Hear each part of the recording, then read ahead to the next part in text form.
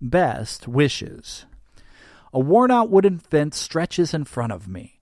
Beyond that, a hillside with palm trees lies in silhouette as the sky darkens in hues of purple. The dull bellow of traffic mixes with the mechanical patter of a circling helicopter. The back door slams shut, and I whirl around to see a teenager descend the steps. A woman's shout follows him outside. "Noah?" The boy rages. "Leave me alone!" As he shuffles away from the house, he begins to lose steam. He stands stone-faced for a moment before fishing in his pocket for his phone. From where I'm standing, I can see what Noah is texting. "Sorry, can't come over. My mom's being a bitch." I remember what Nicholas told me about speaking directly to shadows, and I stopped myself from telling my son to show his mother respect.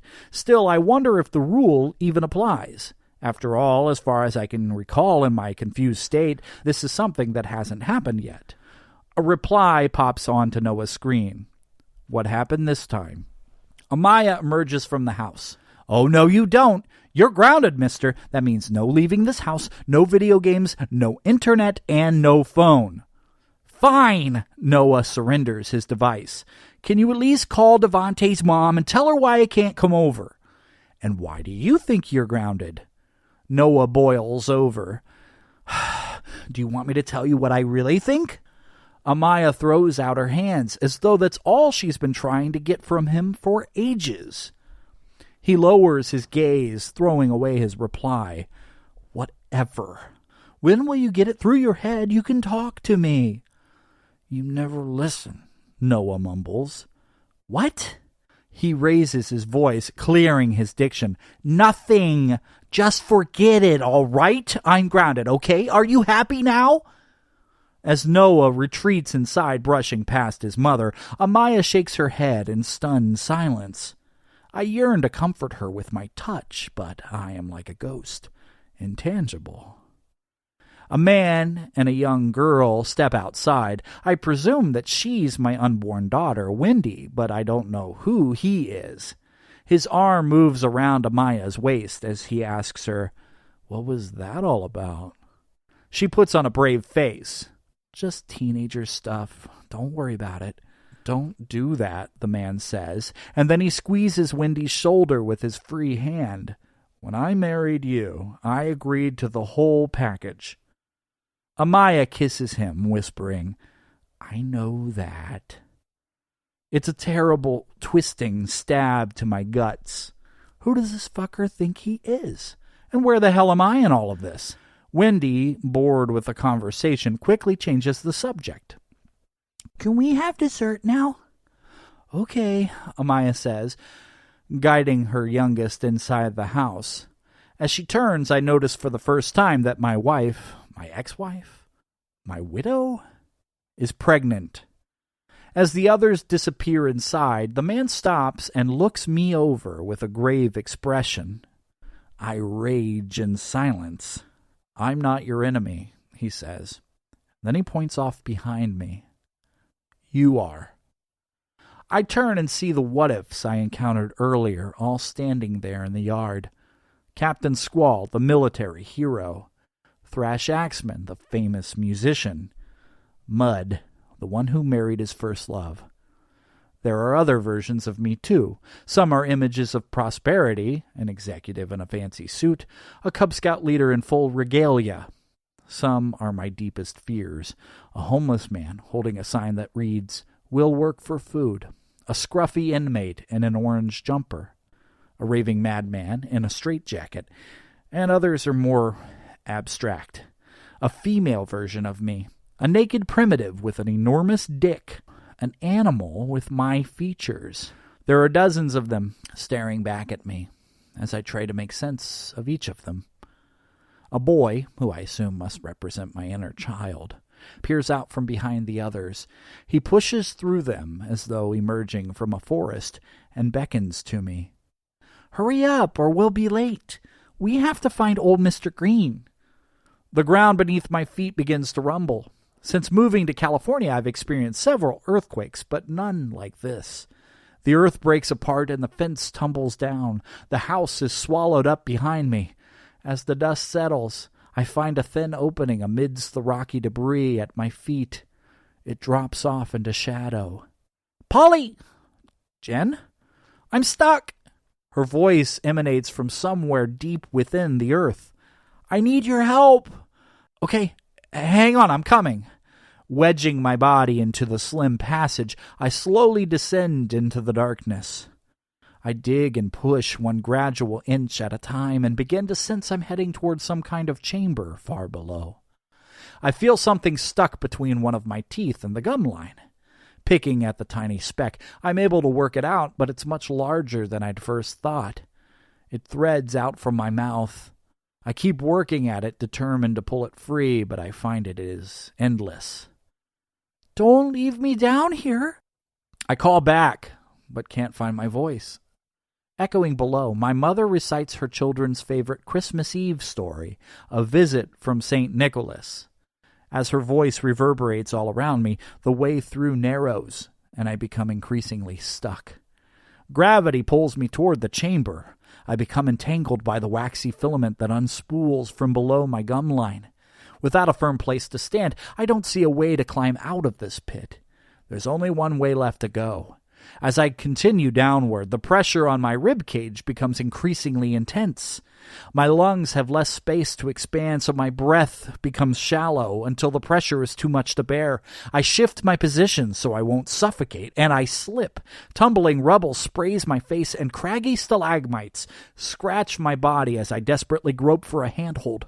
The thread loops around my body, binding me up as though in a spider's web. It snags on a ledge and my body pivots violently. I hang upside down, stuck, with only my head dangling into the open chamber. It's Nana and Pop's living room, decorated for holidays the way it was when I was a small boy. My grandparents rest in their Victorian chairs.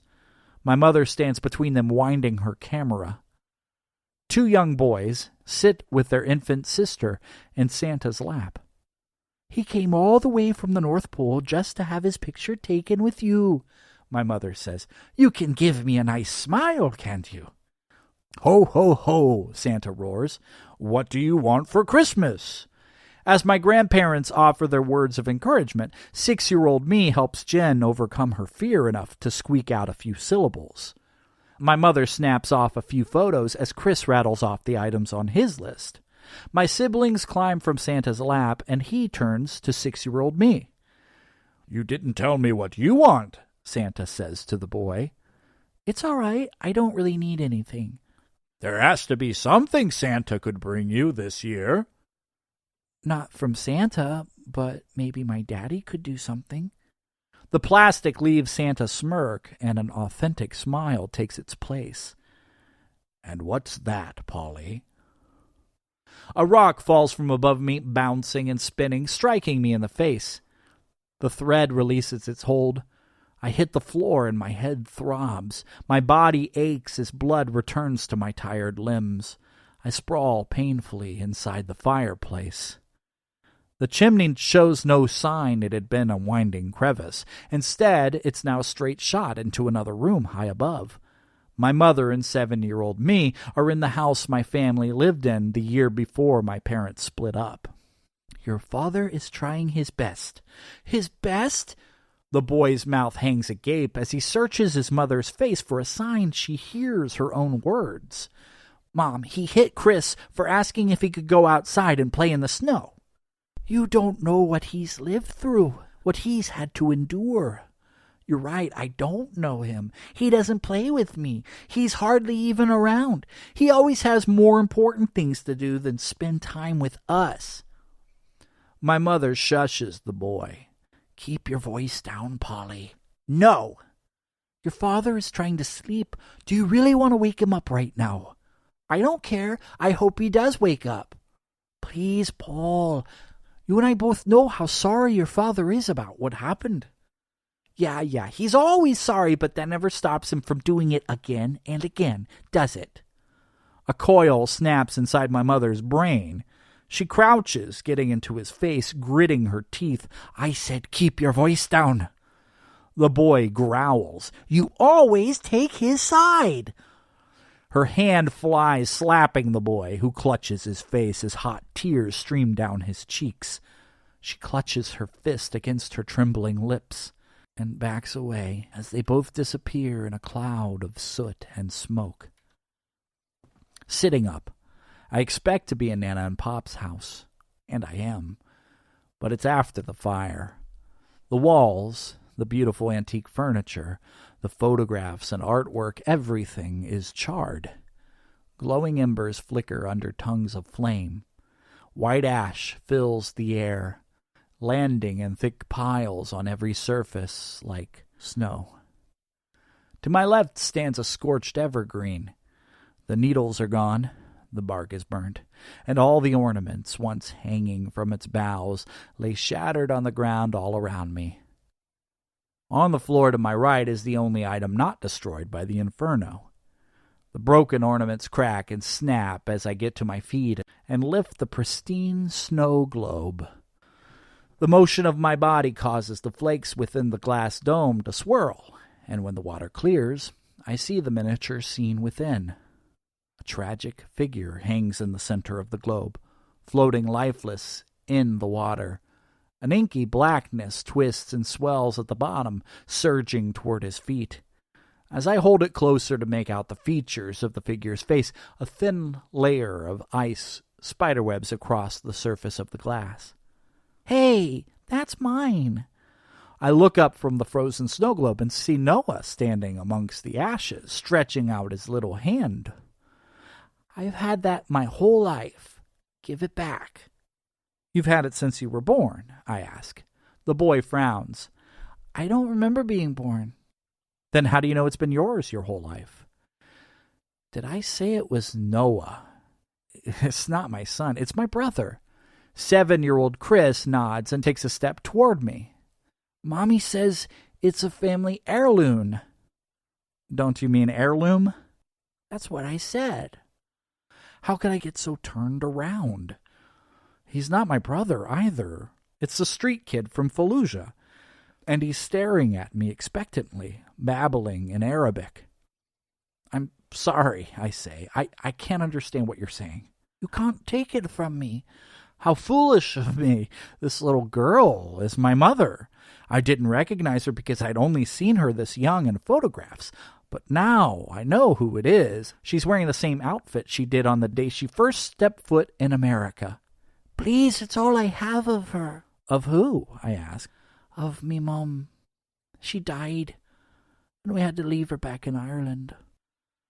I hold out the snow globe, offering it to the child. "Paul!" The new voice turns me around. I'm filled with relief as I see boots hit the bottom of the fireplace. Nicholas steps out of the hearth looking like a goddamn superhero. Gazing back and forth between the object in my hand and the child asking for it, his eyes fill with terror. He says, "Don't give that to it." "It?" I turn back, and what I see shocks me. The small creature's charred skin smokes and hisses as it smiles mischief and evil at me. Its back bursts open like blisters, and wings emerge. It crouches onto all fours and scuttles off into the shadows. "Give it to me," Nicholas says, gazing darkly at the snow globe. Something about the way he's staring causes me to hesitate. "How did you find me?" Nicholas pulls up his sleeve, showing me his wrist. He's wearing the watch Captain Squall wore when he was following me through the dust storm. "Breadcrumbs," he says, pointing at the small tracking device on my back. He gazes around the room, touching a branch on the scorched evergreen. "This tree used to be so beautiful." "What is this place?" I ask, holding the globe behind my back. He moves around the room, checking every corner, peeking through what's left of the dusty windows. "You aren't safe here." "Where are we?" "You opened a dangerous door, Paul, and now the barrier keeping your memories separate from the darker recesses of your mind is broken." "Did I go through the 6th door?" Nicholas shakes his head. "No, but what was inside has come out to play. You made it out of the 4th room before the door closed. But you didn't make it any further than that. You're still in the North Pole, and we have to find our way out. If we don't, all your nightmares will manifest and kill you." "Is this a nightmare?" I ask, scanning the room. "This is where your childhood came to die." I try to process what Nicholas is telling me. "So what do we need to do? How do we find our way to the fifth door?" "And once through it, how do you get that last key?"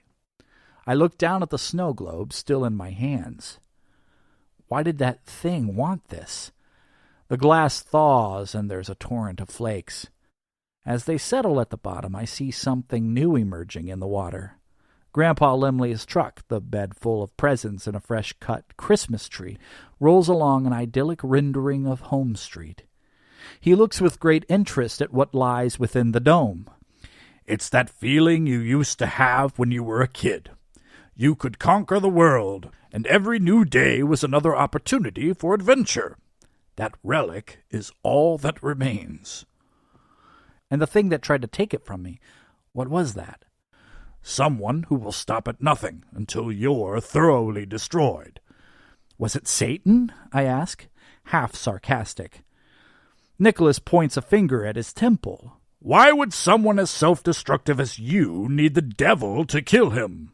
Something scampers across the roof, breaking the shafts of dusty light cascading from above. "We can't stay here," says Nicholas. There's a thunderous slam against the side of the house. With the hallway blocked, the stairs climbing to nowhere, and the front door refusing to open, I turn to Nicholas for suggestions. How do we get out of here? He steps to the fireplace and waves me close. Taking my hand, he shakes his head and says, "I can't believe I'm going to do this." He places his finger on the side of his nose, and we're flying up the chimney and through the narrow passage. As we rise, I hear voices echo all around us.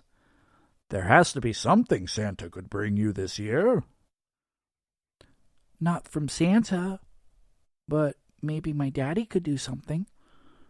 "And what's that, Polly?" "When I have kids, will you be Santa for them too?"